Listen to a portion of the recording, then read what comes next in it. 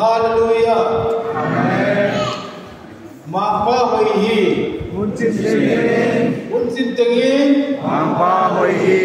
Mangpa nabi na tangilan. Lai siang tu.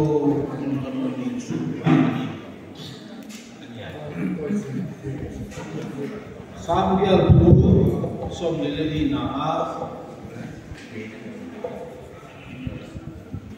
Sahi tujuan di dial.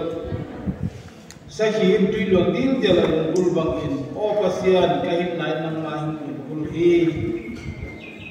Kahit naik pasian angai a. Pasian hingain adam tahi. Bang jijangin pasian bunga tungin amasang ikinapayay. O gakate mangpa na biyabu ngay way na bayae kahin nahin na inhuang sum angay mama hi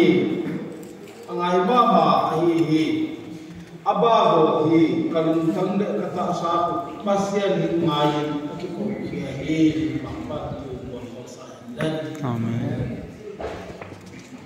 Tarik som lakat inwa biar putih saya dah mulai kalkat mungkin koplo dan tu sing kalai siang tu tonin sahi tu itu dang ta tong ihin nain mangpa in angai a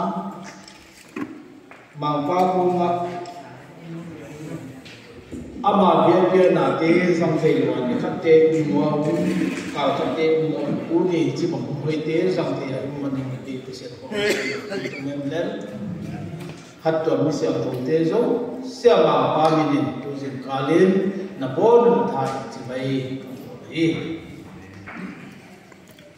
tami community hall lemcha ta in nei te abang patwai a chidinga sen control na itanga tuni tami in sian suana lalakna nei hi manin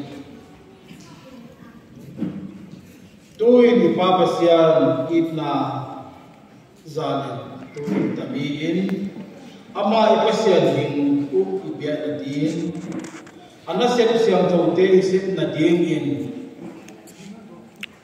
ilungkham ni mangbat niya ita ibutya nga hamuan na lungmuan na kipa natin itanle imu namun